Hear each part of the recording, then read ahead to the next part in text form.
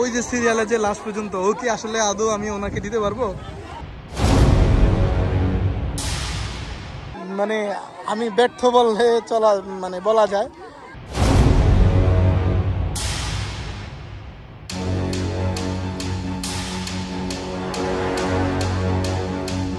কি চাচা কষ্ট হচ্ছে? না না না, তুমিও কাজ করতেছো? মাশাআল্লাহ, তাহলে আমি কাজ ছাড়া আছি। আজকে আমরা কুড়িগ্রামে আসছি আমার সামর্থ্য অনুযায়ী কিছু নিয়ে। তো কুড়িগ্রামে আমাকে আসলে এই আরিফা জাহান বিথি আপু আমাকে হেল্প করতেছিল, এই প্যাকেট সহ শুরু করে এই ভাইদেরকে অ্যারেঞ্জ করে নৌকা সহ সব কিছু।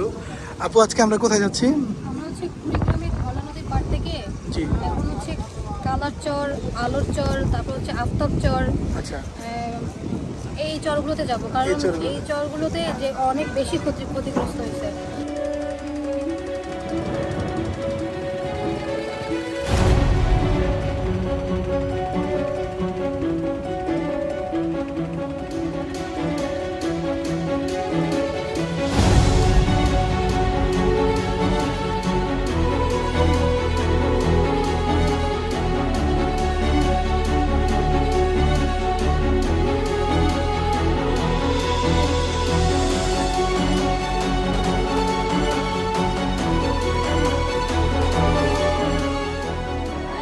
আসসালামু আলাইকুম।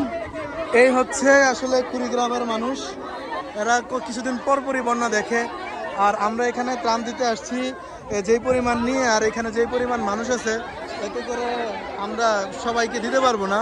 আমি চেষ্টা করছিলাম একটা প্যাকেটে একটু বেশি পরিমাণ দিয়ে, যাতে যে পায় সে একটু কিছু পরিমাণ একটু বেশি পরিমাণ পায়। আমার সামর্থ্য অনুযায়ী আমি আনছি, তো এই জন্যে। তো আপনারা যারা বিভিন্ন ফাউন্ডেশনের মাধ্যমে বড় অ্যামাউন্টের মাধ্যমে কাজ করতেছেন, তারা ইচ্ছা করলে এই ক্ষুধার্ত মানুষদেরগুলারে দিতে পারেন। কারণ এই যে চর, এখানে অনেক মানুষের বসবাস। তারপরে আশেপাশে অনেকগুলা চর আছে, এই সাইডে চর আছে, সব মোটামুটি এখানে প্রচুর মানুষ ক্ষুধার্ত। আর এরা বন্যার কারণে এদের ফসলাদি যা আছে ওগুলো প্রতি বছর নষ্ট হয়। আর বন্যা তো এদের নিত্যদিনের সঙ্গীর মতো একটা হয়ে গেছে। সিলেটের অবস্থা ওরা হঠাৎ করে বন্যা পাওয়ার কারণে ওনাদের একটু বেশি দিশেহারা হয়ে গেছে। আর এরা আসলে পূর্ব থেকেই দিশেহারা, এরা প্রতি বছরই বন্যা দেখে। যাই হোক, আমি আমার সামর্থ্য অনুযায়ী এখানে নিয়ে আসছি, কিন্তু আমি যেই পরিমাণ নিয়ে আসছি তাতে আসলে সত্য কথা বলতে আসলে তা হচ্ছে না। এখানে যে পরিমাণ মানুষ, আমি সবাইরে দিতে পারবো না। এখন ওনারা সবাই না পায় আমার আবার বদদোয়া দেয় কিনা, আমি ওই ভয়েও আছি। এই যে এই সাইডেও বৃদ্ধ মহিলা আছে, এখান থেকেও আসতেছে। এখন জি, কত কষ্ট করে ভিজাইছেন, একটা প্যাকেট লন তো।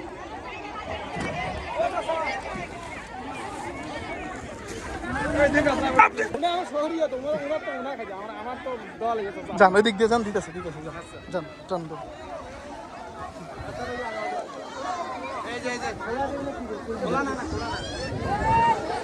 যাই হোক, এইখানের অবস্থাটা আসলে খুবই খারাপ।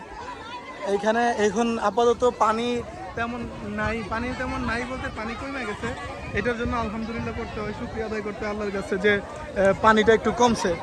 আমি চেষ্টা করি হঠাৎ একজনরে, অসহায় মানুষ হঠাৎ করে দেখছি, হঠাৎ করে দিয়ে চলে আসি।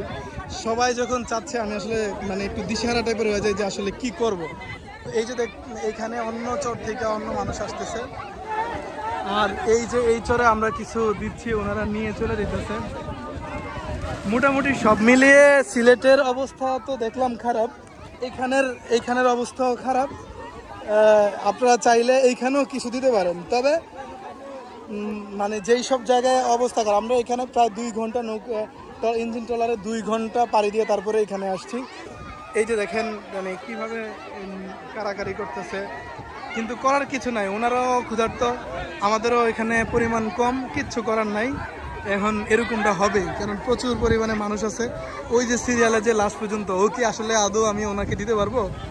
দিতে কিন্তু পারবো না, কারণ এইখানে যারা আছে ওনারাই নিয়ে যাবে। এর আগে কিছু মানুষরে অনেক কিছু কষ্ট করে পুরুষ মানুষরে বুঝ টুস দিয়ে সরাইছিলাম। যাই হোক, আমাদের জন্য দোয়া করবেন যাতে আমি একটু বেশি পরিমাণের খাবার সহায়তা নিয়ে ভবিষ্যতে আসতে পারি, যাতে মানুষের মানে আমার তৃপ্তি অনুযায়ী আমি দিতে পারি। সত্যি কথা বলতে এখানে যে মানুষটা আমি দিতেছি এটা মানে আমার তৃপ্তি অনুযায়ী আমি দিতে পারি নাই। মানে আমি ব্যর্থ বললে মানে বলা যায়। আমার সামর্থ্য আসলে যতটুকু আমি অতটুকুই চেষ্টা করছি। তো সবাই ভালো থাকবেন। আসসালামু আলাইকুম।